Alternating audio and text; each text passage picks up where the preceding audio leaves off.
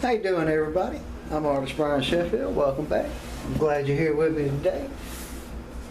Gonna do another little piece of spray art for you. We're gonna call this one the Ice Pheonix. And we're gonna start off with a couple of plants here. And they're gonna be covered up for a while. And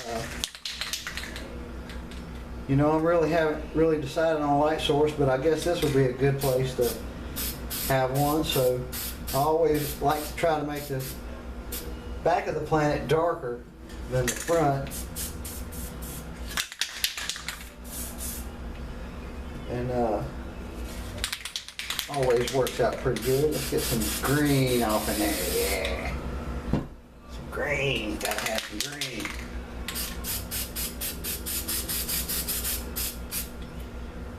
And you can see I've used this for quite a while now. And you don't have to throw it away every time you use it. You can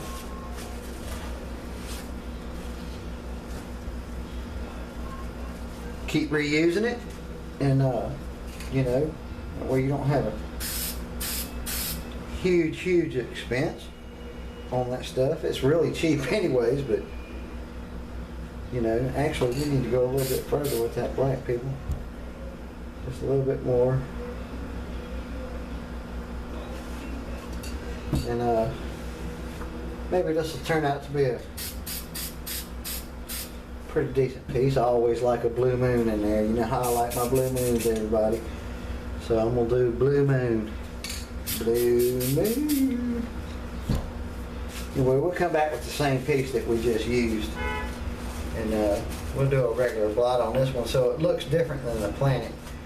You don't want it to look exactly the same, so it gives a little bit of difference in there, just the way you want it.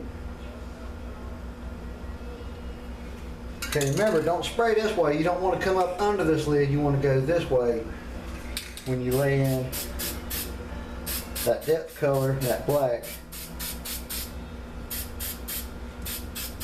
Just remember that, and be very careful when you do that, because if you don't, you're gonna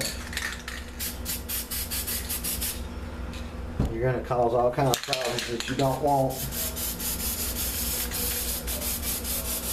Anyway, we're gonna come around and we're gonna do some blotting. And like I said, this is an old blotter I've been using. And what it does is, that wet paint gets in there and it'll throw off flecks. And when the flecks come off like that,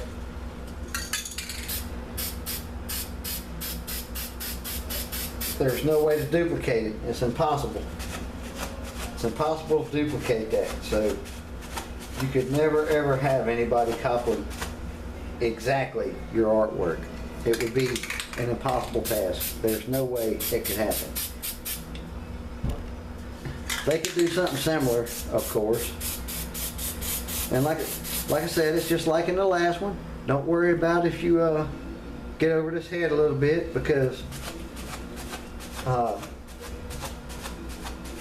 you're going to come back and redefine that in a little while. Anyway, you continue along and kind of give this a little bit of definition. You know, blacken along the edges there. Kind of blacken that in. And we're going to throw stars here pretty quick. See what I was talking about? That fleck come off. See all them big flecks right there? That is so cool, man. It comes off, touch totally different colors in there, and just throws it off. And I even like to kind of tap them down a little bit and make it become part of the painting. And it's really cool that the way that works. Anyway, let's finish doing our plants here. And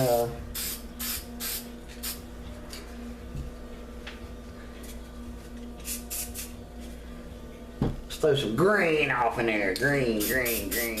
We gotta have green today. I don't know why I'm feeling this green so much today. Just damn.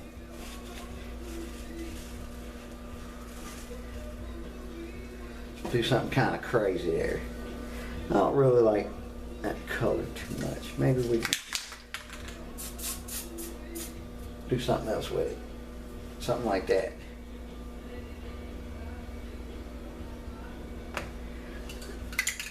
Come back with some black. Kind of tap it in there.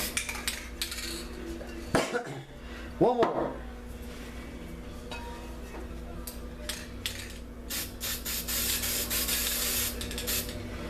I guess I might do a light source like right up in there.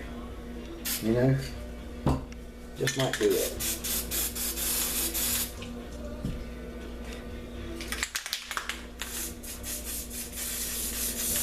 Or maybe right there. Maybe we can make this our sun. Since I've got the light kind of going in that direction, we could make that into a sun, couldn't we? Yeah, we could. The way you do that, everybody, is tap in this black around the edges. You want to go from darkest to lightest. So your next color would be red, because it's a red sun, remember?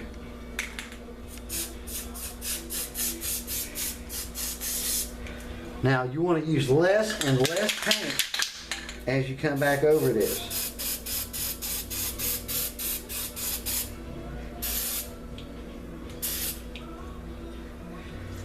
Anyway, that looks pretty good.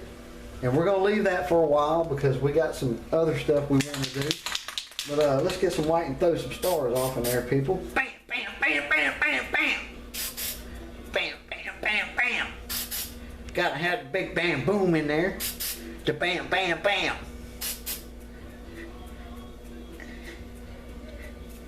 I mean, that looks pretty good for right now. We might come back and do stars one more time, maybe. But we'll see how that works out. Anyway, I like to keep this handy and kind of air dry it just a little bit. It's looking pretty good. I like the way it's coming out so far. Got tons and tons of color in there, and after it sits a little bit, it starts to blend out real nice. And so what we want to do is we want to lift this. See, it moved a little bit. That's okay. Now you see you got the black around here, but you wanted some atmosphere around this one, because that's a planet and not a moon. You got a moon going around the planet.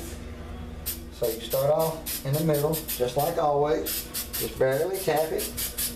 Give yourself a little bit of atmosphere there. And go ahead and lift that one up. Be real easy with it. You come off with something like that. Then over here, this can be a moon too. So I'm not going to spray anything extra around it. So you got that going on. And let's come back in here with our bird a little bit and see what we got going on. Kind of help that dry a little bit. So you want to kind of go with the general direction of what's going on and come in here and tap this black just like you do on the mountains. Just enough to accentuate the head a little bit. And then come back in with this other blue.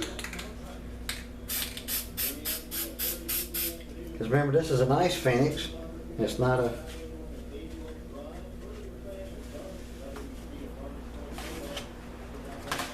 Okay, I'm looking for a particular piece here. Here it is. I've been using this one for... I used a different one in my last painting and I really didn't like the way it turned out, so we're going with this.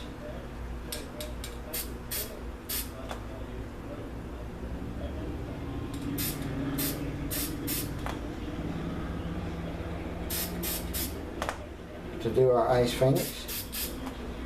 You want to kind of follow along, but we're going to come back and insinuate with some different colors besides just this black. We're going to use several colors coming in there to kind of insinuate what's going on.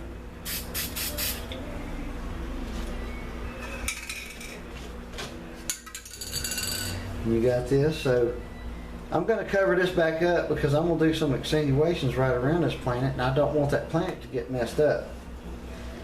So I'm going to come in with some white.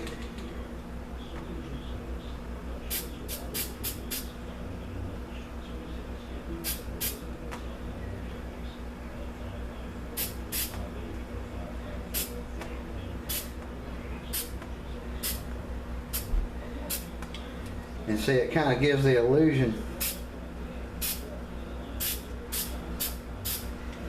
of like tail feathers in the general shape of a body.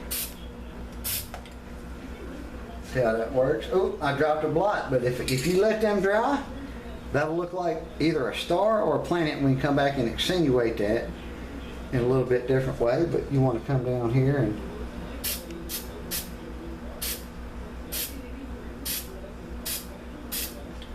do like that. It'll give you kind of a winged effect. Make it almost look like feathers coming off there.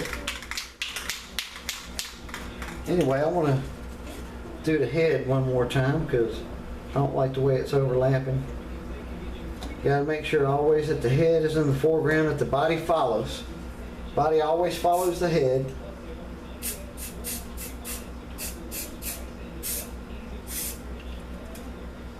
I had a little overspray there, people. Just a little bit, and you can fix that. That's pretty easy. Come back over here with some black.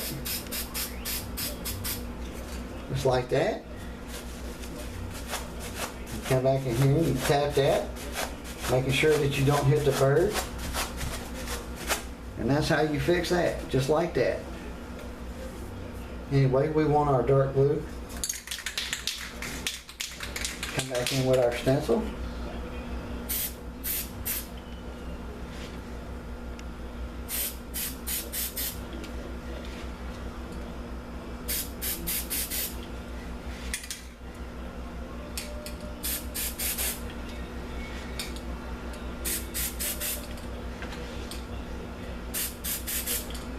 I know it seems like I do this really quick, but I already had a plan in my mind before I started doing this.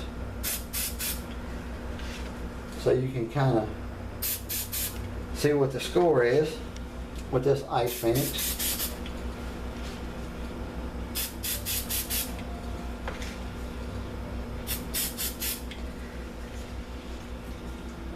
Anyway, we want to come back in here with some black and accentuate that edge again.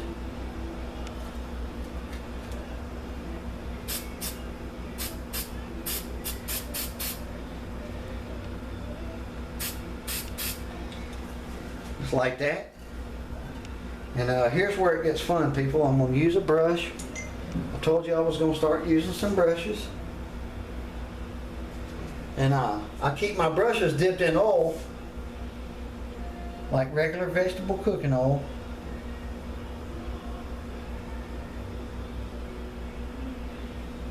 And start doing some of these highlights with these brushes, and it really makes a big difference, and it looks like that when you're done. You can pop in it just like that, and then we want to outline the edge of this. Actually, I want to go to a different brush for that. I went and got a brand new script liner just for this, specifically for this.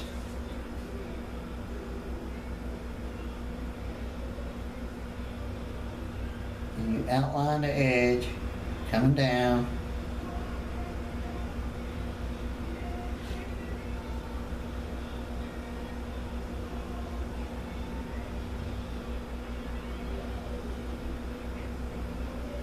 Remember, I've got cooking oil in this brush. It's just regular vegetable oil. You want to kind of wipe off the excess just like you would if you was using an oil brush.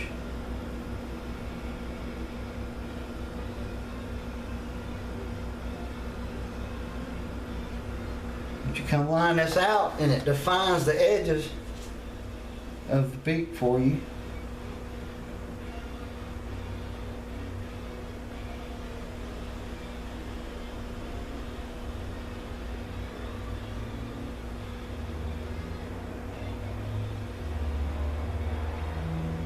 Come in just like that, and that gives you the head of the ice Pheonix. So we're ready to pull this. See what we got.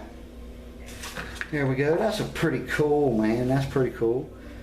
See what kind of thing we got going on with this. So you come in here and you got that going on. Now we want to lay out some mountains, and we want to, of course, make this look like it's popping off into the background.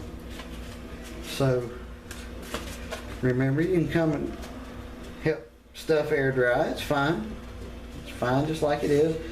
Now on this piece, I'm going to do a complete blackout on the bottom. I'm not going to do the underpainting thing like I've been doing. It's just 100% black at the bottom.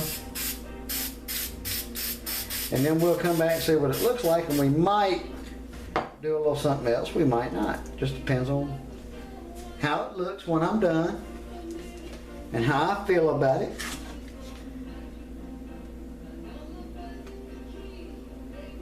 Of course, everybody knows art's about feeling, so you got to kind of go with what you feel.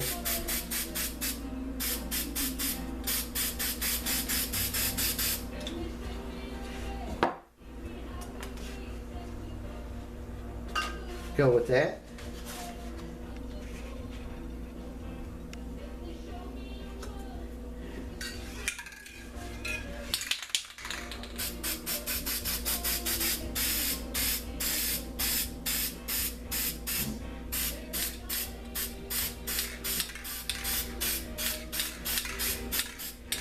And you'll completely black that out.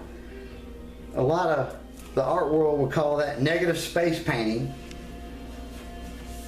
Not as in outer space, but as in, like, you decided to use what they call negative space to finish it off, which is completely black, dark, to finish off your painting.